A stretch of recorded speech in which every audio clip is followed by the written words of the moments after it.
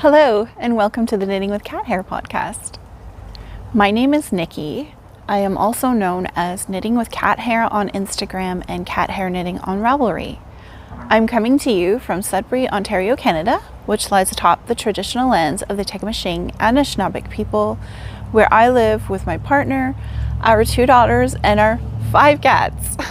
Hence the name of the podcast, as I'm always finding cat hair in my knitting. As always, a big warm welcome to new viewers and a big welcome back to all returning viewers. This is my mostly knitting podcast, however, sometimes I talk about some of the other crafts that I'm delving into at the time. So I'm just going to jump right on in with some admin things up front. First off, I had a giveaway 2 podcast episodes ago where I was gifting 2 Jennifer Beale patterns to 2 lucky participants. And I only heard back from 1, so I've gone ahead and drawn another name for that giveaway, and I'll put it on the screen here. So congratulations. If you can kindly get in touch with me over on Ravelry and let me know which Jennifer Beale pattern catches your eye, I will kindly gift that to you. So yeah, just get in touch with me on Ravelry. Okay, second admin thing is that, speaking of Jennifer Beale, I am running a Jennifer Beale knit along over on Instagram. It started October 1st and it will run until September 30th of next year. And so you have plenty of time to jump in. And all you have to do is make a pattern by Jennifer Beale. You don't have to actually complete it, although that would be lovely if you did. Yeah, we just want to share some love Jennifer Beale's way and yeah, get people, I guess, inspired and kind of bring more awareness to her as a designer, because I think she's kind of flown under the radar a little bit. So all you have to do, like I said, is make a Jennifer Beale pattern and post pictures of it on Instagram using the hashtag BealeAlong. If you do not use Instagram but you'd still like to participate, I think if you're amenable to it, you could kindly send me a picture via email, and I always put my email down in the description box below in the contact information.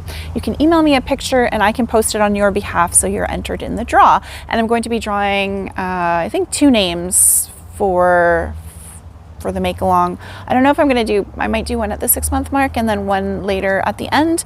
We'll see. It's all, who knows. But anyways, yes, so I'd love it if you join in. I also almost always keep forgetting to mention that I do have a Slack group. In lieu of a Ravelry knitting group, I have a Slack group over on Slack app. I put the link down below in the description box. All you have to do is click on that. It might ask you to install the app, and you should have no trouble joining through that method. Yeah, it's just a fun little group where we chat about all of our making. It's not specific to the make along or anything like that, although there is a what do they call it? A thread? Oh my gosh, a channel. Gotta learn all this lingo. Anyways, yes, there's a channel devoted to the make along, and there's channels for, you know, all different crafts and just chit chat and what have you. So yeah, it's a friendly little group if you'd like to join. Okay, I think that is it for all of the admin stuff. And now we can go into what I am wearing. So today I am wearing, and this is also my first finished object, and the only one I'll be showing for today. This is my modified stripy April cardigan. So the pattern is originally by Petiteknit, and I did follow the pattern pretty much to a T with one exception, which I'll talk about in a second, other than the fact that hers was done in just one color, and I modified it to incorporate 10 different colors of stripes and an 11th color for the cuffs and button band and hem. And yeah, It was a simple, very simple pattern to follow. This is my first time knitting a Petiteknit pattern, and I found it very enjoyable. The construction on so it's knit top down, but it's flat because it's a cardigan. It's not steeked or anything like that, so you do have to purl on the wrong sides. But I mean, it was super straightforward, and it was an interesting construction because I think it was I feel like it was like part saddle shoulder, and then it kind of went into like modified maybe compound raglan. There were some different constructions involved in the increases and stuff, so it was quite interesting. And I do find, because of I think the saddle shoulder construction, it fits really nicely on my shoulders. Like, it's not falling off like some yoked type what's the word, raglan. I think it's just pure raglan can kind of sometimes fall off your shoulders. Yeah, this fits really nicely. So I plan to take a video. So if I did, I will pop in that video now so you can see what the full sweater looks like and see how I'm styling it today.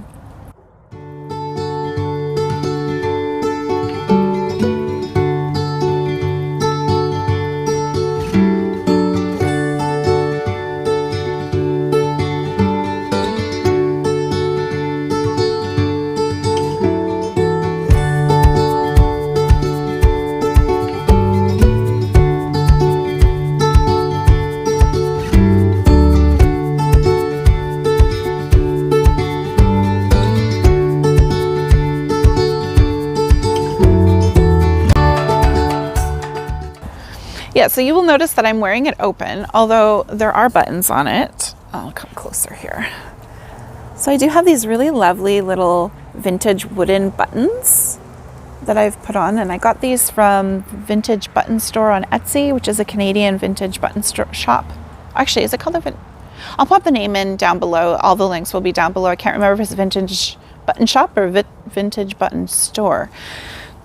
Yeah, but they're really cute. However, they're slightly too small for my buttonholes, so they pop open very easily. So what I'm gonna have to do is go back in and kind of reinforce my buttonholes and just make them a little smaller so that the buttons will stay closed, but it looks cute open too. So yes, very happy. Okay, the yarn that I used to knit this cardigan is from Sonder Yarn Co., which is a Canadian hand-dyed yarn company. And I used, like I mentioned, 10 different colors of their Sunday Morning DK, which is a lovely combination of, I think it's 75% Blueface Leicester, BFL, and 25% Masham. I think that's how you say it, Masham. Anyways, it's really lovely. I really enjoyed knitting with it, and the colors just give me these like retro kind of 70s vibe. I don't know, I love it. This color here always shows up really blue. It's in real life it looks way more greeny teal. I don't know why it shows up blue, but anyways, it's very lovely. So like I said, I followed the pattern pretty much to a T, with one exception for the sleeves. So the sleeves, if you look at the picture, the pattern picture, you'll see that the sleeves are quite roomy. And they were just like, I just didn't like how wide they were. So I started decreasing. So I did follow the first 2 decrease rows to a T, and then I just started decreasing more regularly. So I think you're supposed to decrease every 7 rounds. And I just did it every 5 rounds just to decrease quicker and to get the sleeves a little less bulky. But yeah, I really like that. Oh, and I forgot to mention, I also used another yarn for all of the trimming for the cuffs and the hem and the button band. I used a Georgian Bay Fibre Co. yarn. I think it was called Bayfield Fingering in their wrought iron colorway. They unfortunately are no longer dyeing yarn, so unfortunately can't get it anymore, but I had some in my stash. So I used that, and it was in a lovely dark brown, just to tie all those retro colors together. So yes, I'm very happy with it. And it's super cozy, and I'm sitting outside. There's snow on the ground, little bits of snow. And I think it's like maybe 4 degrees Celsius or so, and I am toasty warm. I will say I'm wearing jeans under my dress today. because I didn't want my legs to get cold. And I have some nice woolly socks on, so I'm nice and toasty warm. But yes, I highly recommend this pattern. Like I said, it was really easy to follow. Yeah, super straightforward. I'm trying to think if there were any, I don't think I had any issues with any of it. I think there were short rows in the back as well. My memory is terrible, honestly. It's not like I did this that long ago, but I can't remember. I think there were short rows to bring up the back. I think so. Anyways, yes, very lovely. And so that is my first finished object. The only one I'm showing today. I do have a second one that I'm calling finished. However, the Cotswold Henley that I'm making for my partner, I did finish all of the knitting on it. But I'm just waiting for the buttons to arrive so I can sew those on. So I'll show that next time when it's fully, I want to give it a wash and a block too. So when it's all fully done, I'll show it.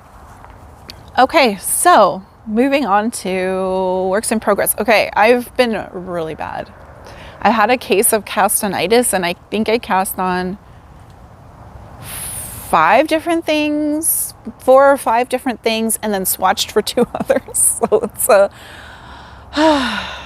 bit ridiculous. You got to go with what you love, right? Okay, and some of them are gift knits, so they had to be cast on. You know, I need to get them done. So where should I start? I'll start with, do I have any that I showed last time? No, I don't have any. These are all new. Okay, I'll show you my Jennifer Beale cast on. So as I mentioned, we're hosting a Jennifer Beale knit along, and I am choosing to make the Stephenville crossing top. I'll pop a picture in so you can see what the finished garment looks like. It's very lovely. It's kind of like a mixture of cables and lace, and it's very flowy and gives me those like bohemian kind of vibes, and I really love the look of it. So I went ahead and cast that on. I am using, I'm knitting mine in lichen and lace sock yarn. So I had this in my stash. I've had this sweater's quantity in my stash for a couple years now, and I thought this was like the perfect color to use. And I'm excited to try and use up my stash as much as I can here, so I can make room for more yarn. So it's an 80-20 sock, 80% superwash merino, 20% nylon, 100 grams, 365 yards, and this is in the colorway linen. It's this really lovely kind of cool beige with like darker brownie spots in it. It's very nice. What was I gonna say? Oh, I also had a Holst Garn Super Soft yarn that color-wise probably would have worked in the color Nougat, which is kind of like a white with flecks of different tones in it. I have a whole cone of it, so that would have worked. But for this garment, and although I don't typically knit with superwash or choose to purchase superwash, like I said, I had this in my stash from a few years ago. There is something to be said for the drapey factor of it. So I did want something smooth and drapey that I knew was going to kind of be more flowy and not so, not as, let's say, stiff or structured as a non-superwash wool would be. I guess I could have looked at like something like an alpaca or something that has a little more drape to it. But again, I just chose the superwash because I had it in my stash and I knew that it would work. The properties would work. It's going to grow, and that's okay too, because I mean, it is a very oversized flowy garment and I'm okay with it growing. So it seemed like the perfect choice. Okay, so that's the yarn I'm using. And now I'm going to show this, and it's going to look like a whole jumble mess of, you probably won't understand what is happening here because it's such an interesting construction. So let me see if I can. All right, so this is how it goes. Yes, this is the front here, and then this will be the right sleeve, or the start of the right sleeve. So I'll show it to you from the top. This is how it looks. Isn't it beautiful? It's got this really lovely lace down the center. And then on the sides. Okay. So I don't know if you're following this. And then this is the back. And it's got the start of this little cable at the top. And yes, so the construction on this is just so interesting, and I never know where it's going to take me, and I'm really enjoying it. It's really fun. Yeah, the only thing is it's not hard. However, you have to be very meticulous about not losing your place in the pattern because, well, at least I do, because if I lost my place, I would be totally lost for forever. Like, I don't know that I could figure out where I was. So I'm using a whole slew of different methods to keep my spot in the pattern. But it's really interesting. So you, like, this square here, or rectangle, is how you start. So you start by making 2 of these little rectangles. So there's the one, and then, oh, you can't really see the other because it's been expanded, but the other was here. So you start by making those 2 little rectangles, and then you start expanding, like building off of that. So you'd pick up on this side, and then you would knit some lace. And then you do the same on the other side to create kind of like a front and a back. And then you pick up again along here, and you start knitting here. And now I'm forgetting. But anyways, you ended up, you start off by knitting flat, and then you end up joining and knitting in the round. And now that's what I was doing for a bit. So this is the neckline. I don't know if any of this is making sense. It's really, I think you just have to knit it. I think you just have to knit it. It's been so fun. So fun, like I said. And the lace isn't, oh, I just got dripped on. The lace isn't complicated or anything like that. I can memorize it. Like, I've got it memorized. But like I said, it's just a matter of keeping track of where you are in the pattern. But yes, it's been so much fun. And now that I'm done the one side, so I was happy to bind off the right side, I'm going to pick up and start doing the same thing on the left side. And then we'll see where I go after that, because I do not read ahead in patterns and I never know what's going to happen. Even if I did read ahead, I'm not sure that I would understand what was happening, because it's just, yeah, it's just so interesting. It's like nothing I've ever knit before. So it's been really fun. Really, really fun. And I've heard that about her, about Jennifer Beale specifically, that her construction methods are very interesting. So yes, I can attest to that. All right, that is my first work in progress. So next up, I will show you, I think it's pronounced Haust cardigan. I'll pop a picture in so you can see what the finished cardigan looks like. So since I finished the sweater for my partner, the Cotswold Henley, I promptly set to casting on a cardigan for him. He doesn't have any. So this will be his first. And it is the pattern. I don't know if you can get it individually. I don't think you can. Can you? You might be able to. I can't remember. I'm sorry. You might be able to get it individually on Ravelry. I got it from this Lopi book, issue 37.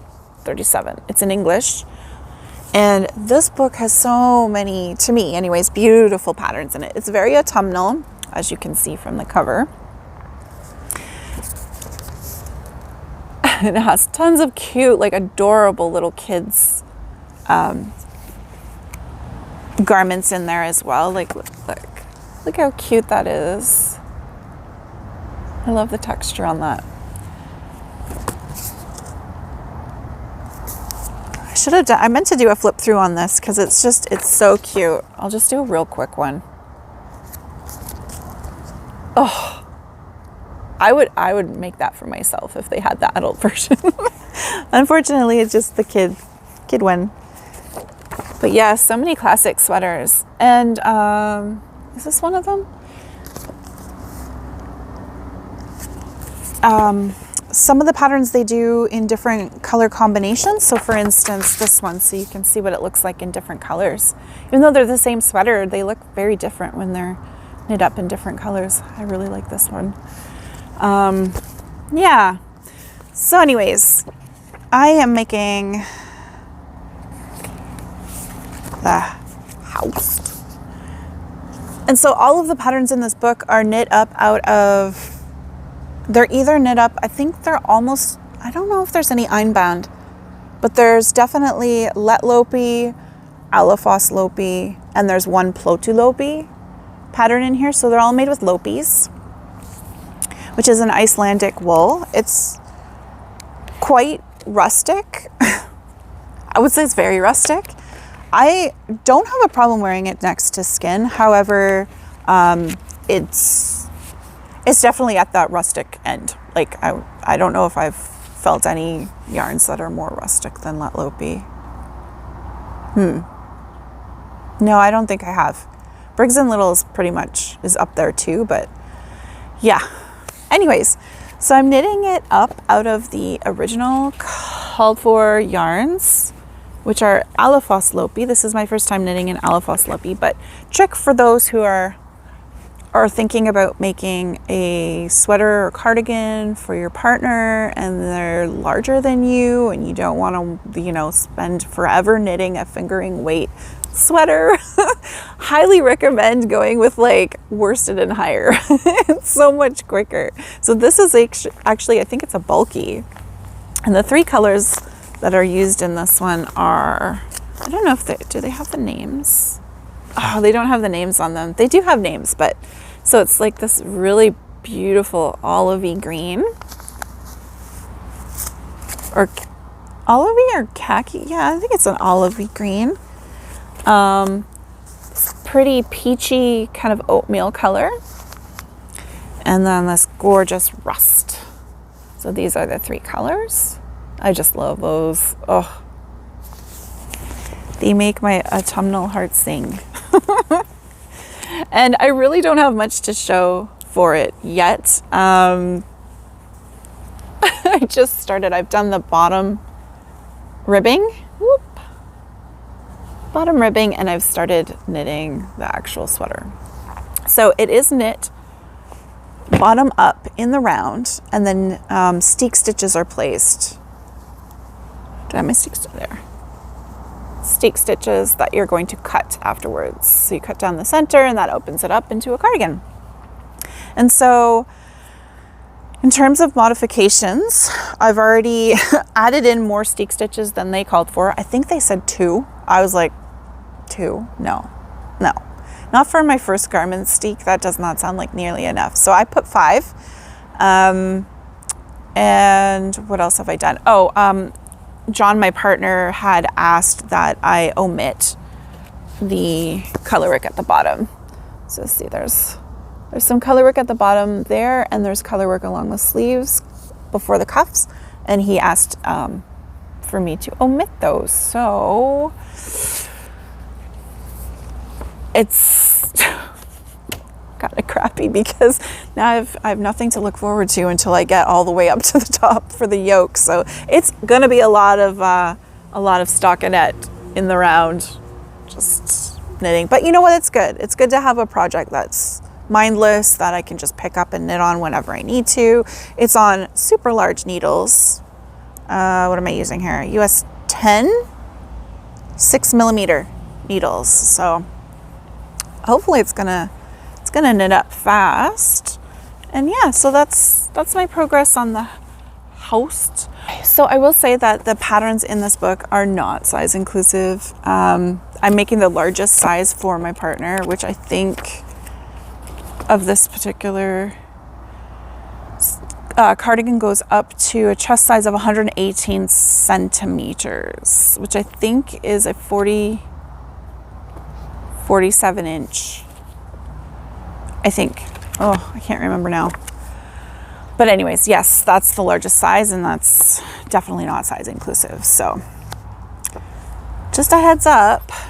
Okay, so that's it for the Haust. And if I'm saying that wrong and you know how to pronounce it, please do let me know. Okay, next up we have, what do we have? Some gift knits? Yes. Gift knit cast-ons. Okay, so a little while ago, I was over at my best friend's. Actually, it was a while ago now. It was in the summer. I was wearing the summer version of my Ranunculus, and she saw it and thought it looked very nice and asked if I could make her one. So she provided me with the yarn and asked that I make it for her Christmas present. So I've started that. So the yarn that she wanted it knit up out of is Zen Yarn Garden Superwash Merino, 100% Superwash Merino. In the colorway, it's like I think when you buy it, you get it in like a triple pack. I think they're 50 grams each of 3 skeins. And the colorway is called Rhubarb. She wanted me to use this color, the darkest color, and then the variegated middle color, which I didn't bring out with me, unfortunately. I don't know what that was. Something just fell off of my neighbor's roof. Okay, so the Ranunculus is a very popular pattern. You've probably heard about it. There's a reason it's so popular. It's quite fun to knit. It's very engaging and quick, and you can make it in all different yarn weights, and it turns out completely different. It fits a lot of different body types. It's just a really flattering sweater. So I don't even know if I can show you. It's on short cords. So basically this is what I have now. I don't know if you can see any of the lace. So there's lace and texture to it if you haven't seen it before. It's really pretty. So yeah, I'm almost done all the textured bits, and then it will be straight knitting in the round for a little bit. She wants a cropped version like mine, oversized a little bit. And yes, but after I'm finished all the textured bits, she wanted me to switch to the variegated and do the rest of the body in that. So I mentioned this before, that's not like something I would personally choose to do, but I just find variegated's really hard to use, and she doesn't care if I alternate skeins. She doesn't care if it pools, whatever. So I may still alternate just because that's going to bug me if it pools. But yeah, she just didn't care. So anyways, and she had enough yarn to knit it all in this beautiful like wine color, which would be beautiful. I was thinking about this. I'm like, this would be really lovely for Christmas. It's showing up more purpley red, I think, on the screen. But in person, it's more of a, I don't know, there's like an orangey tinge to it. It's just a really lovely color. And then I was like, maybe I should make a Christmas ranunculus for myself. I don't know. Who has the time to knit everything? I've already made, this will be my 4th ranunculus, so I've made a few. Anyways, did I mention it's a pattern by Midori Hirose? And you can find it over on Ravelry. It's a paid-for pattern, and I highly recommend it. Like I said, this is my 4th one, and it's probably not going to be my last. I wear my summer version all the time. I think I've only worn my fall one once this season. I think I knit it too short. I knitted in Newton, and I was running low, so I didn't want to run out of yarn. And I feel like I made it a little too short for my liking. So, but I don't know that I've washed and blocked it. Maybe I can block it a little bit bigger. I want to try that because it's really cute. But yeah, I wear my summer one like all summer. It's just perfect for throwing over top of dresses or tank tops or whatever. Okay, so that is my first gift knit, new cast on. And then I have a second gift knit cast on. And this is just a pair of socks. They are vanilla socks. I'm knitting them 2 at a time. But the pattern is kiwi. So I think the yarn is Schockemeyer. I don't know if I'm saying that right. Regia in the kiwi colorway. So they have a whole line of like fruit colorways. And my daughter, our youngest, loves kiwis. And she loves the color green. So I was like, oh, these will be so cute. She'll love them. So she's getting a pair of kiwi socks for Christmas. I've already turned the heel I knit top down, do a slip stitch, heel, flap, and gusset, and I'm on the foot. So I just, I did 64 stitches because her feet have, like, they're almost the size of mine now. I think she's wearing a size 7 women's, and I wear a size 8, so we're almost the same size. We'll be sharing shoes soon enough.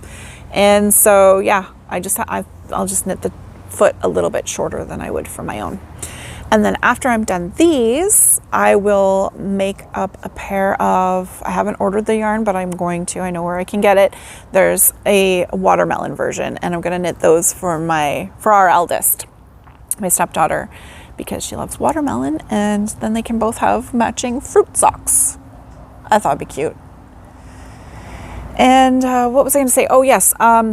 So the kiwi colorway is the green and etc. But this white or cream at the top and that I've used for the heel is Drops Fable in their, do I have it? Oh, I do have it right here. Woohoo! Drops Fable, it's like a sock, it is a sock yarn. 75% wool, 25% polyamide. That is the color 100. And it's Drops Fable. So yeah, oh, and I forgot to mention, so when I purchased this, I didn't look at the composition of this kiwi yarn. Uh-oh, I see there's a knot in there. So that's not gonna mess up my colors. It's actually cotton. I didn't realize. I've never knit cotton socks before, so I don't know how this is gonna hold up. It's a nice soft cotton. I don't know if it's going to stretch out of shape or like what's going to happen to it. I think there's some sort of polyamide in it as well. So maybe that will help it kind of keep its shape. I'm not sure. Anyways, we'll see how that goes. But yeah, it's been really fun. There's something definitely fun about stripes and patterns and stuff where you just want to get to the next one and see what the next row is going to look like. And yes, my favorite part is the little seeds, the kiwi seeds, because they don't show up just wherever. Like there's no real defined pattern to them. They just kind of pop up. It's kind of cute. Okay, so that's my second gift knit. And then I started a new crochet project because I think, yes, I mentioned this. When I started this cardigan, originally I had bought 15 different colors of Sonder DK Sunday Morning with the intention of making a crocheted blanket emulated after a Green Letter Day blanket kit of colorways. So I tried to, when I purchased my colors from Sonder, I tried to match as best as I could the colors that were in this Green Letter Day kit. So, and with the intention of making this blanket that I had seen on Instagram, and I thought it was so pretty. So now that, and then I got the yarns and I was like, oh, I can't just make a blanket. Like, it's so lovely. So that's why I made the cardigan first. And now I can use leftovers to make the blanket. So I went ahead and made some squares. And this is what I have so far. Oh, I love the colors. So you'll notice there's purples in this one and pinks as well. I didn't put those in my sweater or my cardigan, but I think they're gonna look nice in the blanket. Yeah, totally match. So yeah, it's been really fun. This is my first time making this type of granny square blanket. I have a Battenberg blanket as well, but that's a different stitch than this one. So yeah, it's been really enjoyable. And I'm joining as you go, as you can see, and weaving in all my ends as I go, because there's no way in heck I want to deal with a bunch of ends at the end, like I have on my Battenberg right now. I have to go back and weave in those ends. So yeah, I'm having a lot of fun with these squares. And again, I've mentioned this before, but like when I don't feel well, like when I have sinus issues, like chronic sinus issues, and sometimes some days are way worse than others. And I've had the last week has been really rough. And whenever I don't feel well, I gravitate towards crochet. it's my like feel better or comfort craft for some reason, not knitting. But so yeah, I've really enjoyed it. So that's that. So I think it was my last episode. Yes, when I finished my Samfrey by Marie Mullen, I was saying that I was immediately suffering from Fair Isle withdrawal, where I really needed to cast on, or like I really craved all over color work again. And so to combat that, I picked up my copy of my Shetland book, this one here, which is a lovely book. Again, patterns not size inclusive. The pictures in here are so beautiful. They were all photographed, I think, on Shetland Islands. And so there's like wild horses and just gorgeous seascapes. Anyways, and the patterns are beautiful. Yeah, it's like a feast for the eyes. So anyways, I decided that I have in my stash, as I mentioned previously, that I had a cone of Haust Super Soft, 2 cones, nougat and what's the other one, tobacco? I think the other one's called tobacco. It's like a brown. And I was like, what can I make with that? And then I was reminded of the Yell cardigan, which is a beautiful all over Fair Isle colorwork, kind of boxy cardigan, cropped cardigan. That I thought, yes, I could do that. And originally I was going to do like the background color, like the main color is a gray in this one. I was going to do it the dark brown and then do like white as the contrast color. But then I was looking on Instagram and I don't even think I was looking for the Yell. I don't know. I can't remember. Anyways, it came up this gorgeous version that was done with a white background and like brown, a lot of different colors of brown in the rest of the color work. And I was like, that is stunning. That's what I want. So I'm shamelessly copying. I'll pop in a quick snapshot of the one that I'm talking about along with the Instagram account so that you can follow her as well, because she's very sweet. And yeah, I've chatted with her afterwards and I let her know that I was inspired by her version. So yeah, you can follow along with her as well. So this is I wanted to use all stash yarns. So this is my swatch for my Yell. So obviously this will be the white will be the background, and then I'll have dark brown as the kind of contrast color. And then this is some color work play I did. You can see all the colors in there. These are all, I think they're all, yes, Jameson Shetland Spindrift leftovers from my Samfrey that I knit.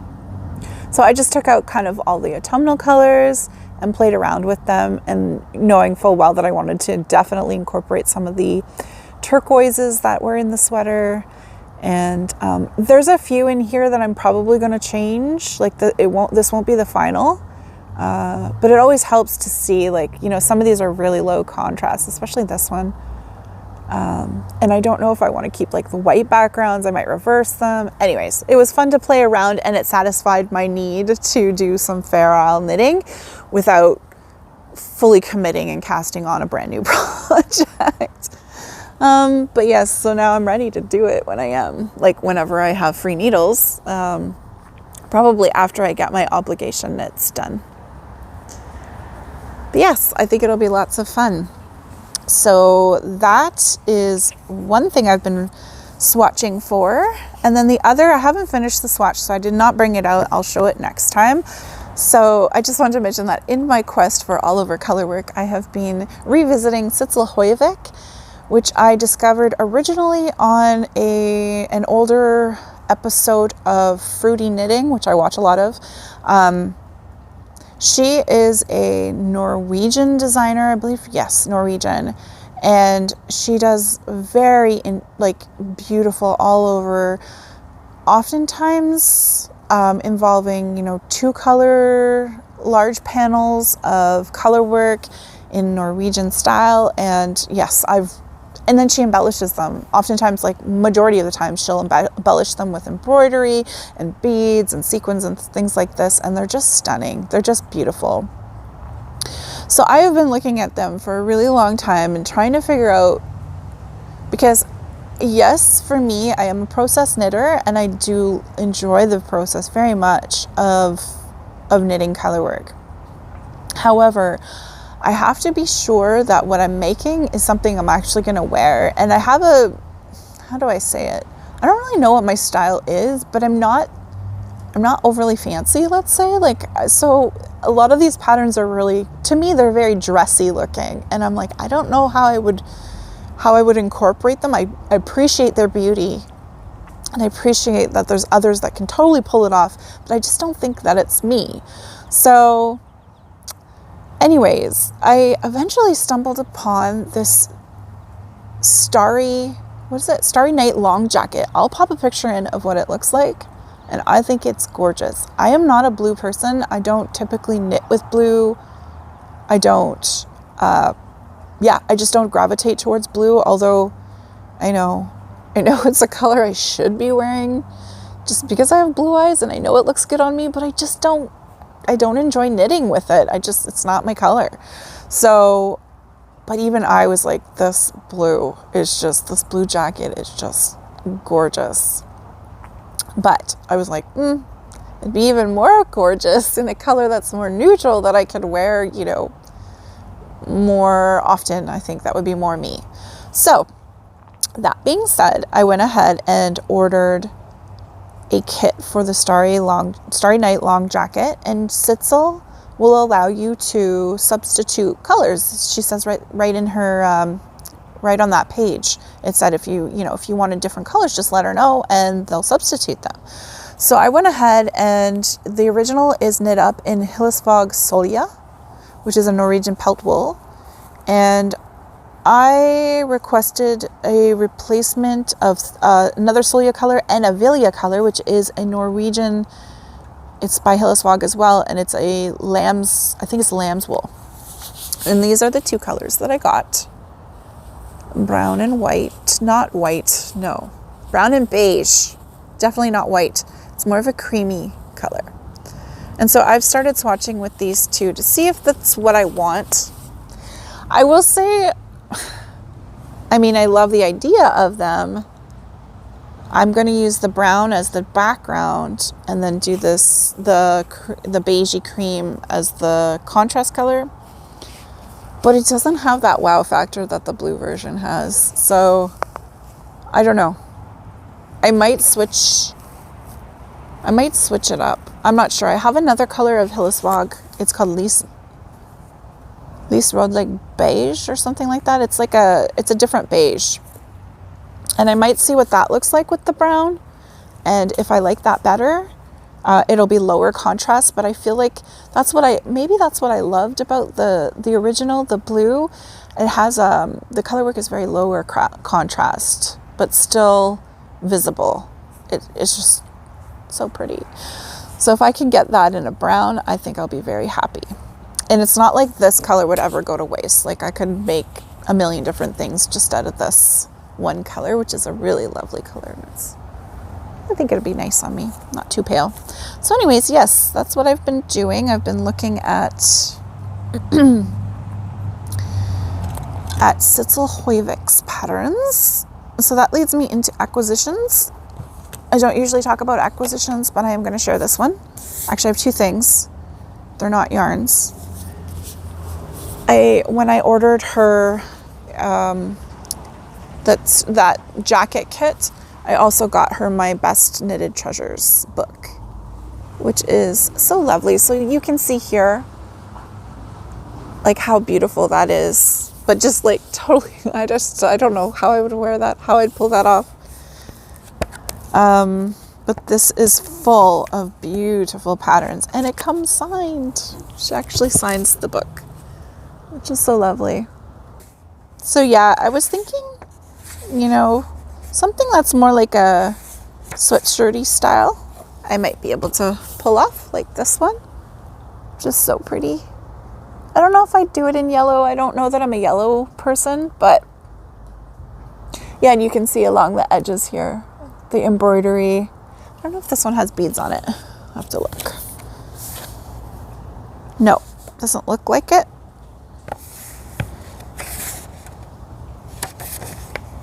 But there's lots of little jackets too. Really pretty. Little bolero. Oh, that's so cute.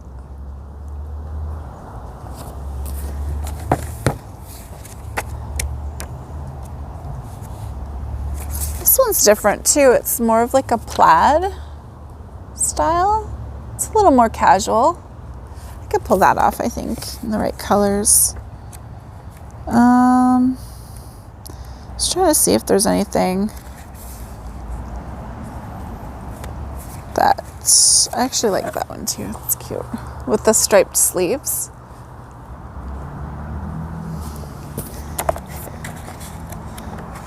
Oh, this jacket's really pretty.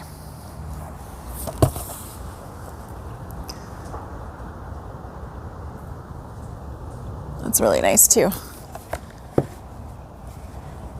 That's called the long Sidsel jacket. The forest star jacket. That's really pretty too. Anyways, there's like a ton of patterns in here. It's very beautiful. And I'm sure I'll make, actually this is really cute too, the dress. Ah,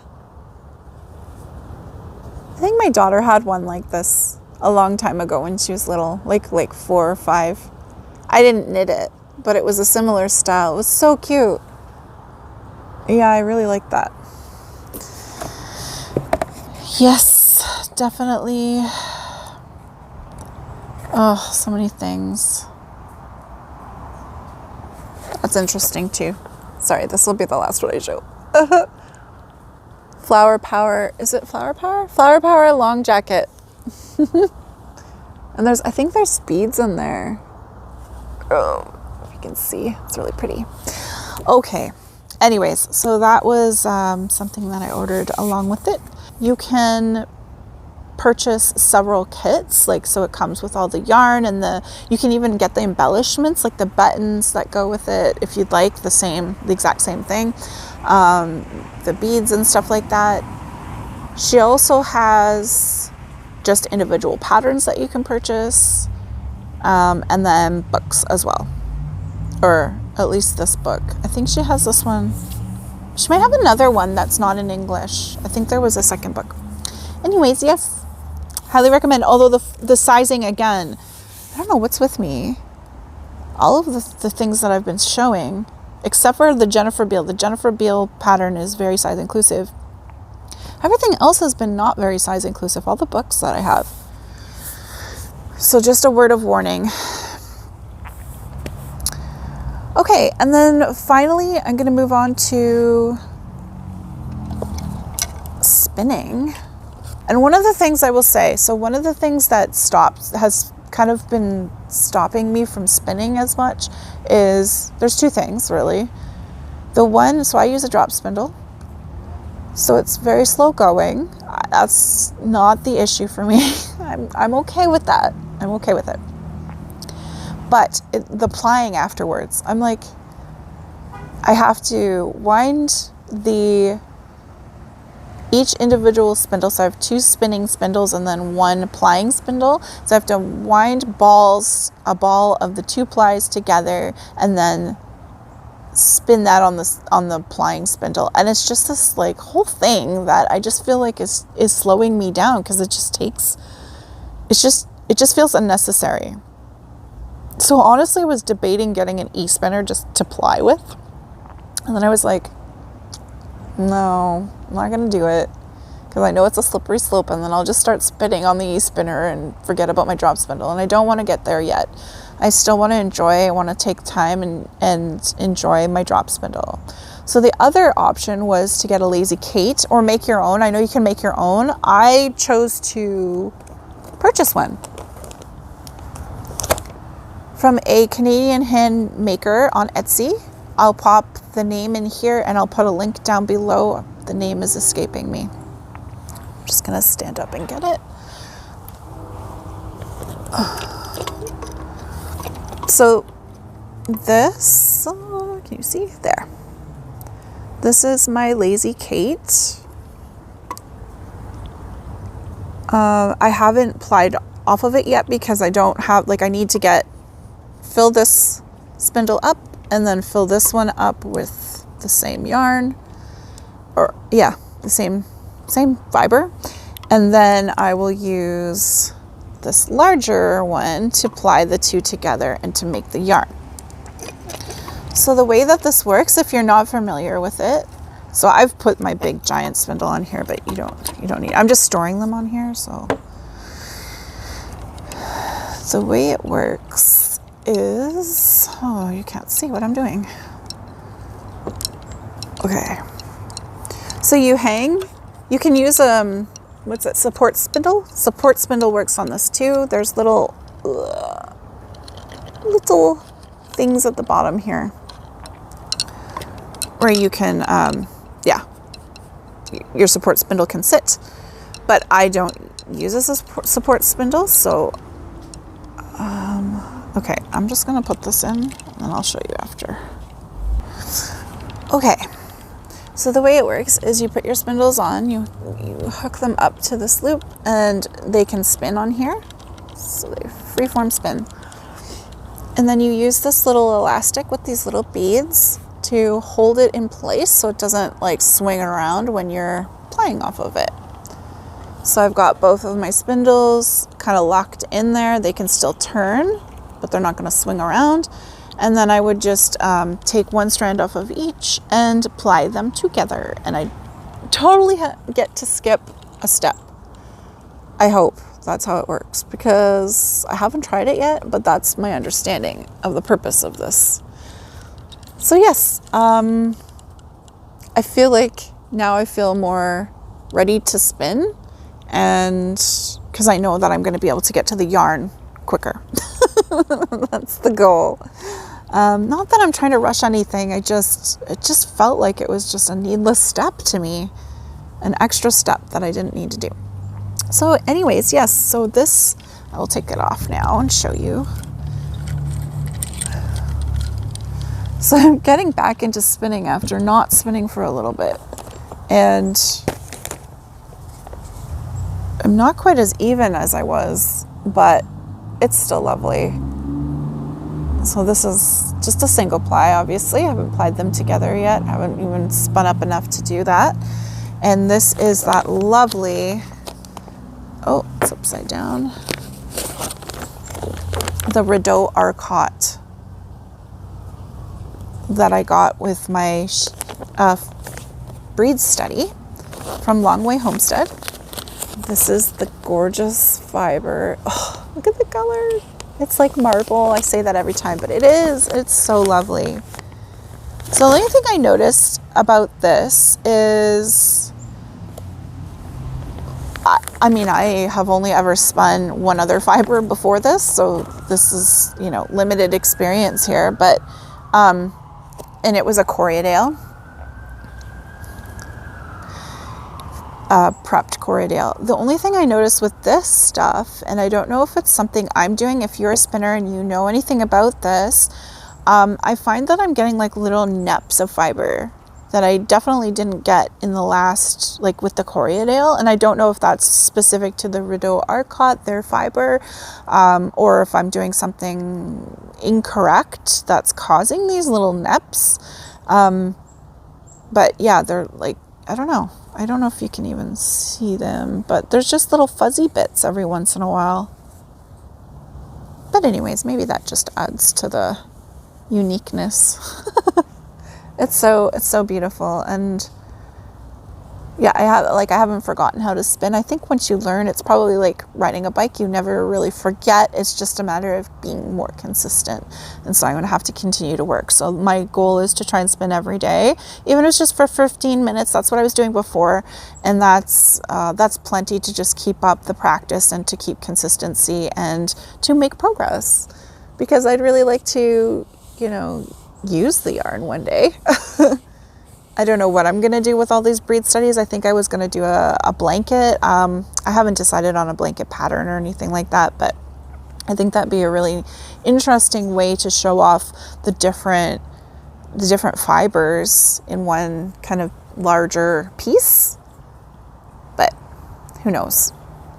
They're all natural colors too, so they're all like grays and whites and creams and browns and just really pretty, really, really pretty.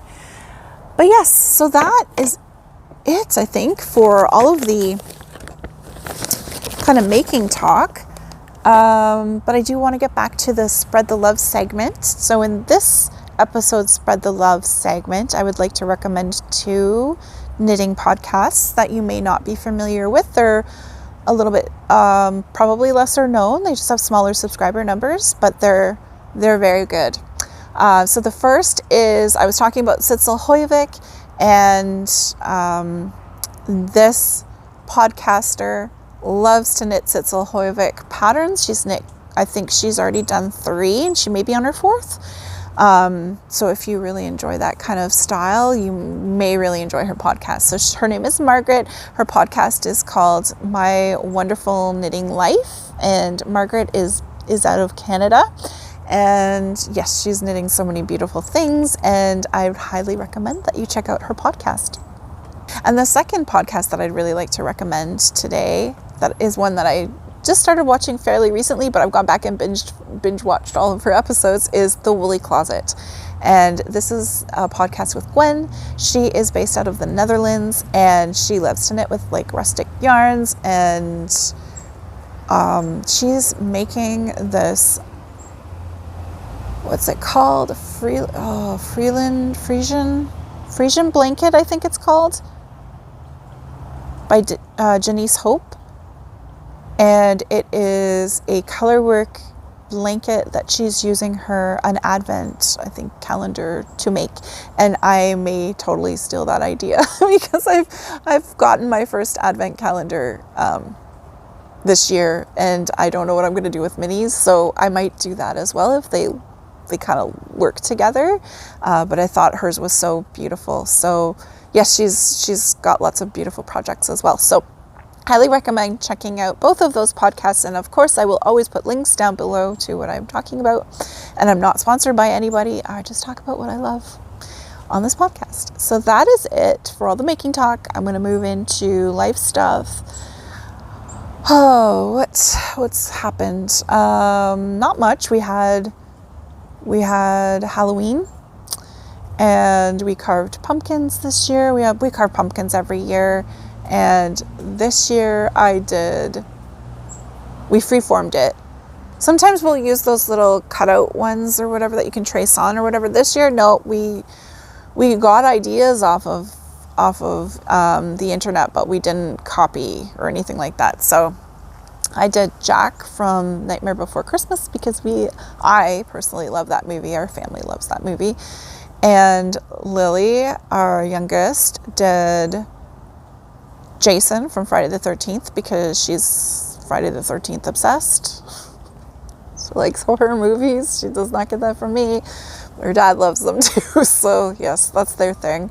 And our oldest, unfortunately, wasn't here to carve the pumpkin. So my stepdaughter's with us every second weekend, and unfortunately she wasn't here for the pumpkin carving. So yes, we decorated the house outside. I bought tons of candy because I've seen so many kids in the neighborhood this year, which we normally will get 10 kids or so, and this year I had seen so many in the summer, so I was like, oh, there's a bunch of new people in the neighborhood, we're gonna get so many kids, bought so much candy. We got one kid, and it was our neighbor's daughter. That was it. It was really sad, because this is the first time that I didn't go out trick-or-treating with my daughter. Like, she went with a bunch of friends and their parent, and so I actually stayed home to hand out candy, and I was so excited. I was all dressed up, and yes, we got nobody. It was really depressing. And even more depressing is that we have all this candy that we now have to eat, which is not good for me, because I'm happy to eat it. It's just not good for me. Anyways, that was it for our Halloween. And of course, we watch scary movies. And we always watch every year. I don't know, do you guys if you celebrate Halloween, do you watch, like, is there a show that you watch typically every year? We always watch the Garfield Halloween. Yes, the Garfield Halloween. We watch the Charlie Brown. It's the Great Pumpkin, I think it's called, or something. And Nightmare Before Christmas. Those are our 3 that we always watch. I don't know if there's others. I think those are the 3 standard ones.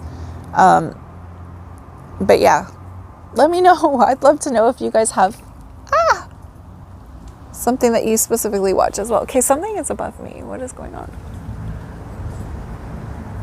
I think it was a squirrel up in the tree above me, and so as it was walking, it must be a black squirrel because it's shaking all the branches and all the water is falling down on me. Anyways, so yes, we had Halloween, and that was it. We had our first major snowfall.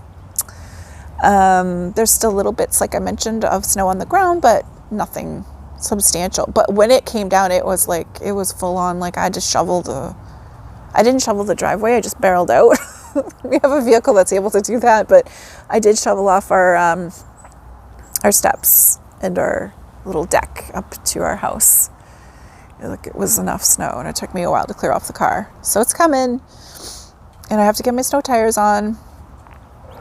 And what else?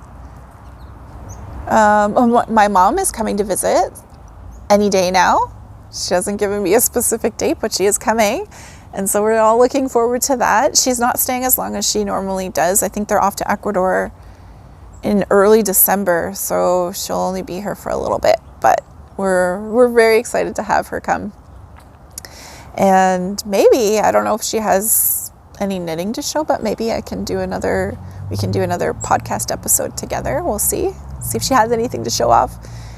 But yeah, other than that, I guess not really much else to talk about. Kids are busy with their stuff, and I've been carting our little list around to different things, like volleyball tournaments and birthday parties. She's had 3 to go to in the last 2 weeks, so she's been busy, and I have been busy by default, but other than that, not busy for myself.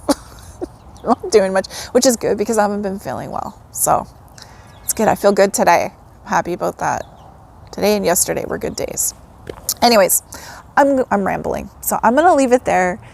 Thank you so much for sticking around if you made it to the end. And yeah, I hope that you have a wonderful next few weeks, and it's filled with lovely weather and all of the making. And I will see you shortly. Take care and happy making. Bye.